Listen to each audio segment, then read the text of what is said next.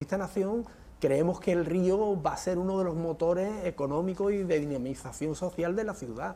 Por eso... Ojalá sea así, José Manuel. Sí, seguro que sí. Es el poli... Bueno, tú eres el poli malo, Antonio. Bueno, claro. Me lo has puesto más negro. Bueno, Antonio Figueroa, José Manuel Soria, muchísimas gracias. Pues nada, y seguiremos hablando del río Guadalete, ¿no? Y que tenga salud nuestro río. Gracias. Gracias a ti. Bueno, estaría bien, ¿no? Algún día podernos dar un chapuzón tranquilamente en el Guadalete. También. No sé yo si yo lo veré, no sé yo, pero bueno, lucharemos por ello. Vámonos a publicidad, porque si estábamos hablando de la responsabilidad con el río, se pide responsabilidad para el uso de fármacos. Sí, a ustedes, los ciudadanos. Se lo contamos enseguida, en Jerez al Día.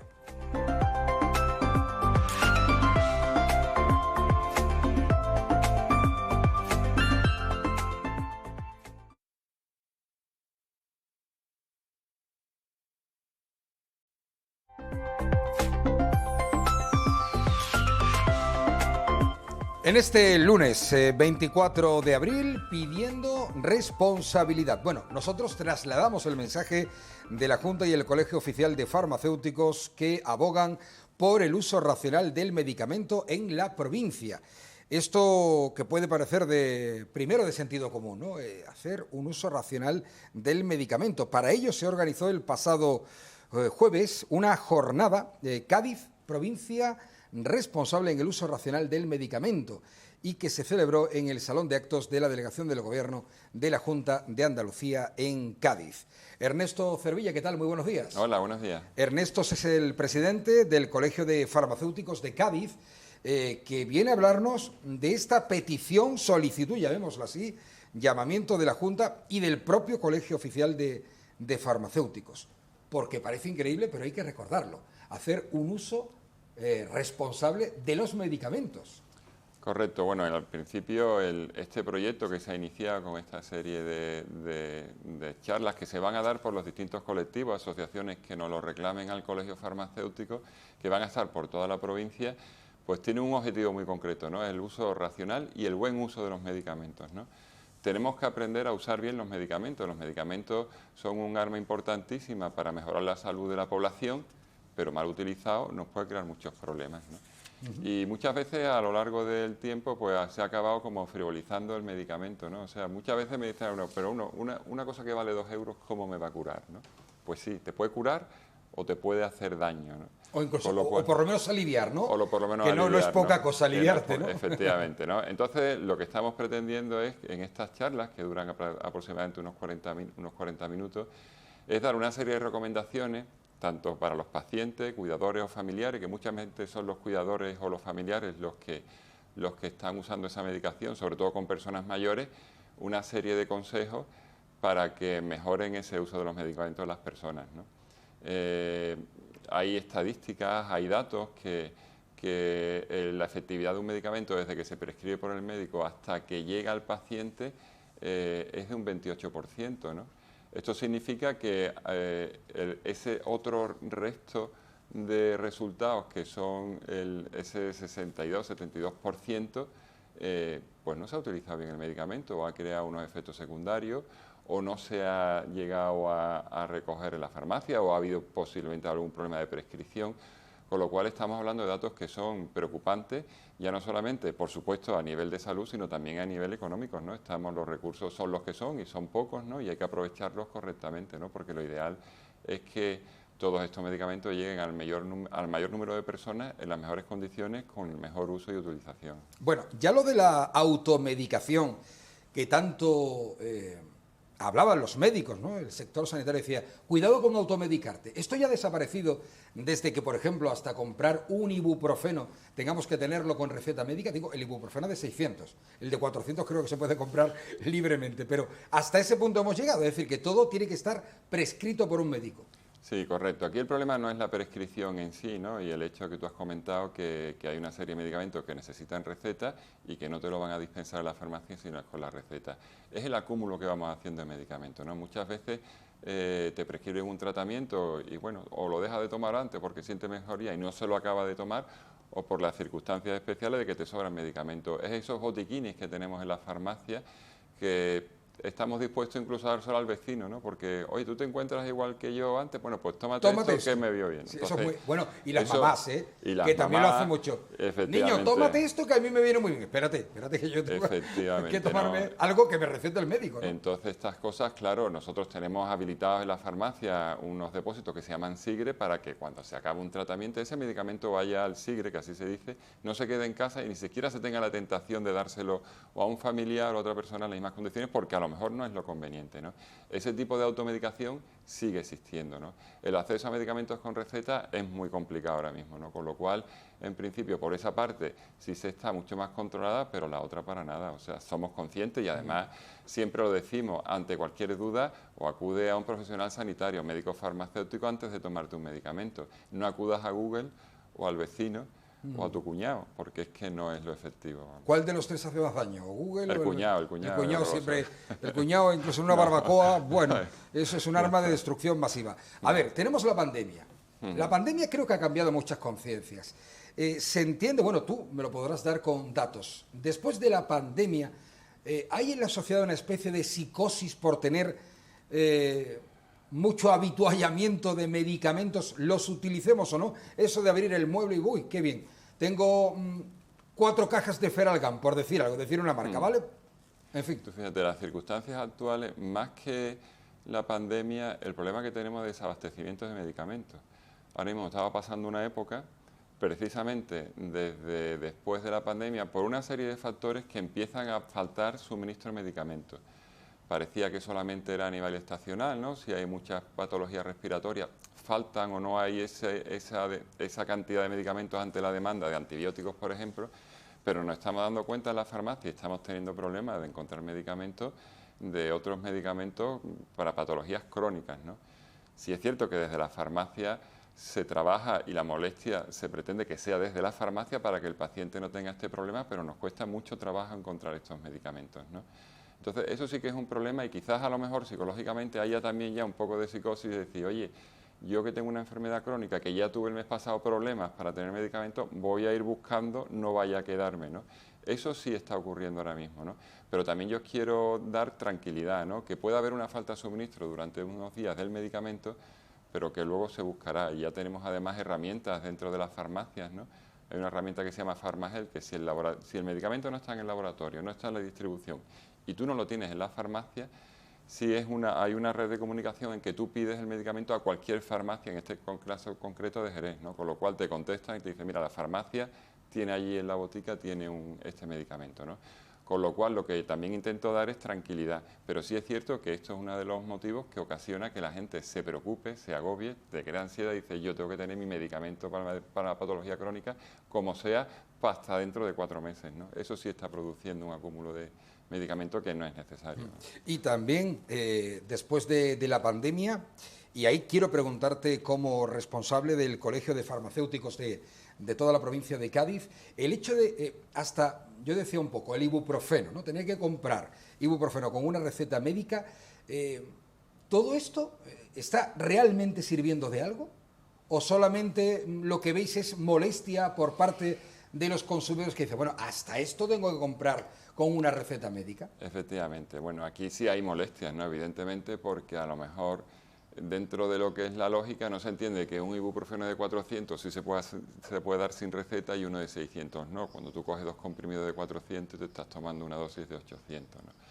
Lo que sí es cierto es que estos son a lo mejor temas que hay que mirar ya no a nivel provincial ni autonómico, sino a nivel central, ¿no? Porque son el Ministerio y la Agencia Española del Medicamento la que determina estas características a la hora de dispensar estos medicamentos. Sí es cierto que además pues hay medicamentos que se toman muy habitualmente, ¿no? Entonces esto ocasiona que cuando tú le dices a una persona no te puedo dar el ibuprofeno 600, pues se va al médico, con lo cual crea más personas yendo a atención primaria con los problemas que hay ya de coger citas y de solicitar citas, ¿no?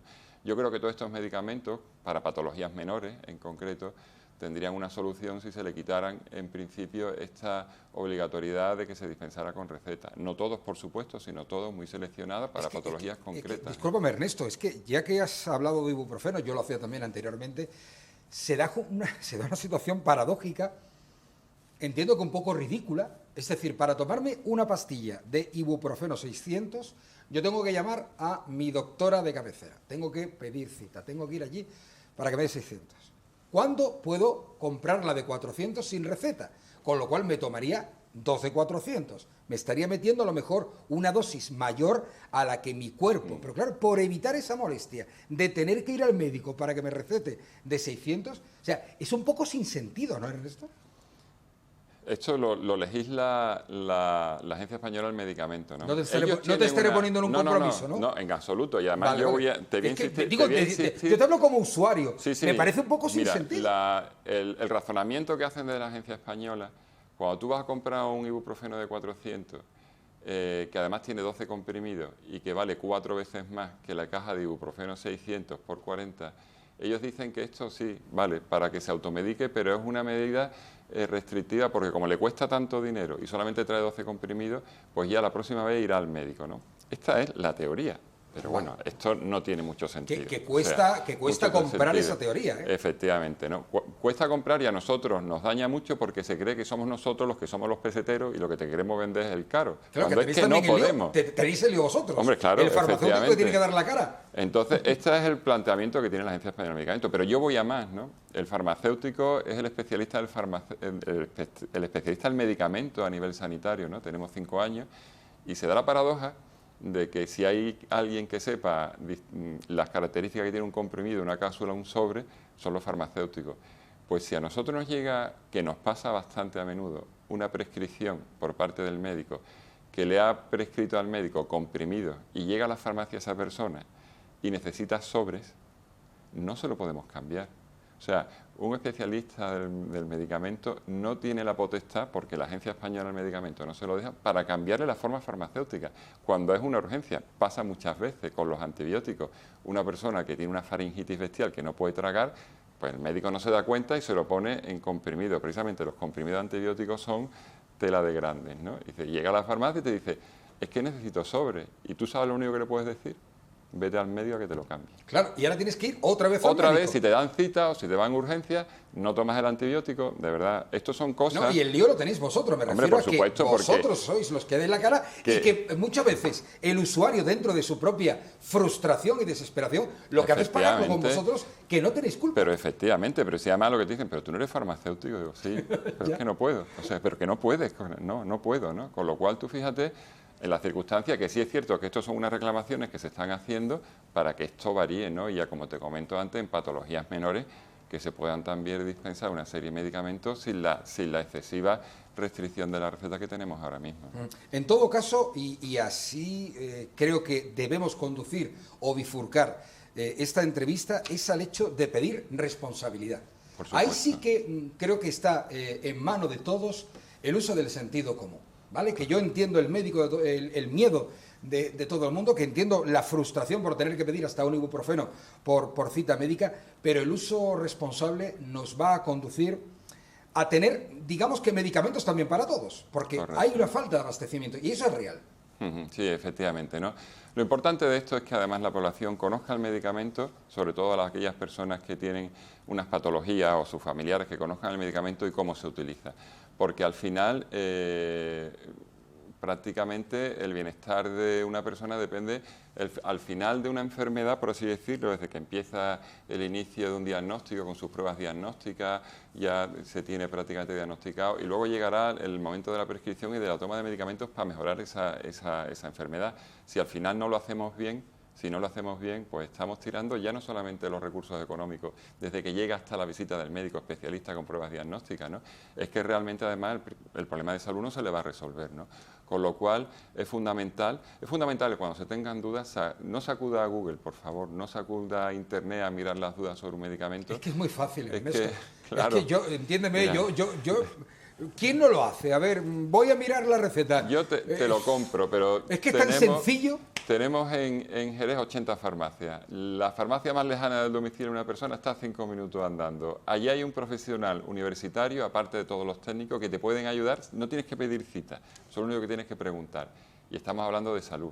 O sea, yo creo que que acudir al farmacéutico cuando se tenga una duda es una obligación que tenemos los pacientes, los cuidadores y los familiares, ¿no? Por supuesto, si está ahí la consulta al médico, pues al médico, ¿no? O sea, que no queremos decir que esto sea exclusivo de los farmacéuticos. Pero con las facilidades, en la provincia de Cádiz hay 500 farmacias, hay farmacias en todos los pueblos, no hay médico, no hay guardia civil, no hay cura, en Villaluenga del Rosario hay una farmacia. O sea, tenemos un referente de salud en todas las situaciones. Y sí es cierto que tú estás con el teléfono y tú miras rápidamente... Es que es inevitable. Pero que en 5 minutos estás en la farmacia. Y puede ser la farmacia que te dé la gana, no la tuya, que puedas andar por la calle, voy a entrar aquí y a preguntar esto, que no cuesta dinero, o sea, y te van a resolver el problema. La industria farmacéutica, Ernesto, vaya debate podríamos abrir aquí, ¿no? Es un mundo. Es un mundo, ¿no? Te quiero decir, alguien que tiene un problema de estrés, de nervios, bueno, ¿quién no está estresado en esta sociedad que va tan rápido y que hay que hacer un montón de cosas porque, en fin, y tener 1 millón de actividades? Y resulta que claro, hay que gastarse dinero en tranquilizantes, porque estamos tan estresados que hay que gastarse dinero en tranquilizantes. Yo te pregunto, ¿a una industria farmacéutica le interesa que un ser humano pueda gestionar sus emociones o es mejor decirle, tómate la pastilla? A ver...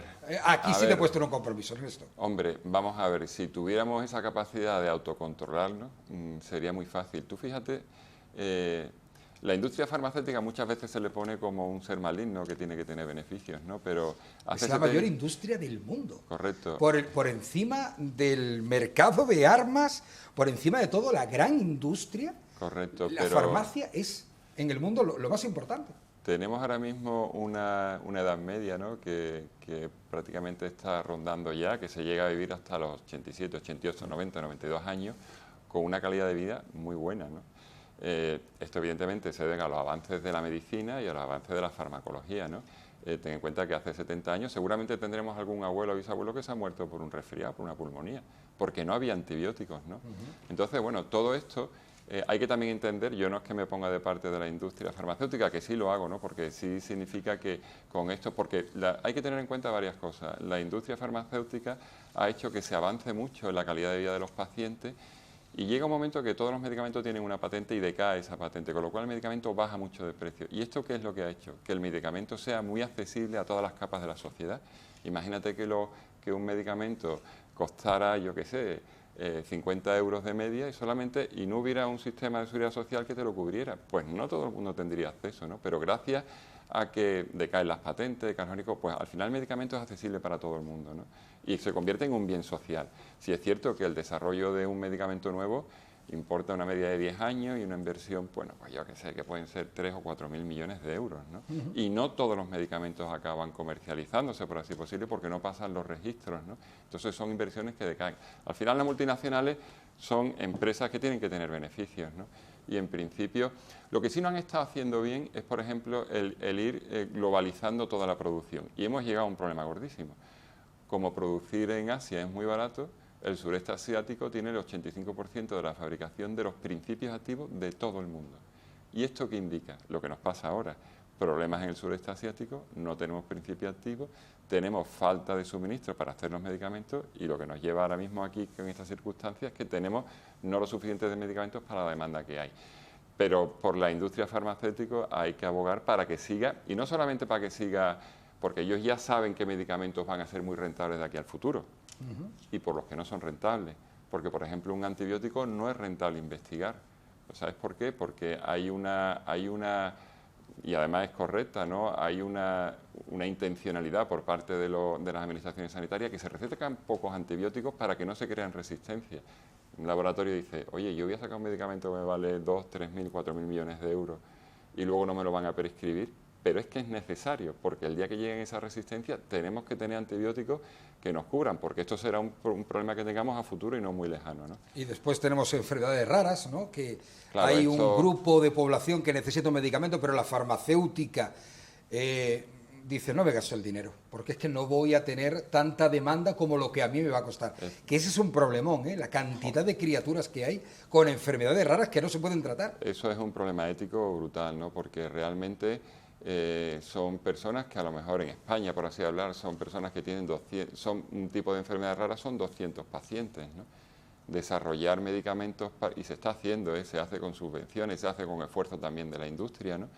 Y se hace y se sacan, ¿no? pero evidentemente son tratamientos que te pueden costar 500.000 euros o una cosa así, ¿no? Y hay un problema ético, ¿no?, que yo entiendo que la Administración es sensible a todo esto, ¿no? Tanto las consejerías de salud, que son quienes tienen las competencias, intentan llegar a acuerdos con los laboratorios para que estos medicamentos sean accesibles a estas pocas personas, ¿no? Pero es un deber de la sociedad que estas personas tengan una solución, ¿no?, a su patología. Y después también es verdad que el ciudadano lo quiere ya, lo quiere ahora, quiere curarse inmediatamente. Esas campañas de publicidad de algún medicamento que te dicen, bueno, te vas a ir de marcha, oye, no, que un resfriado no te lo pare, tómate la pastilla y vete de marcha. Si estás resfriado, quédate en casa, que no se acaba el mundo.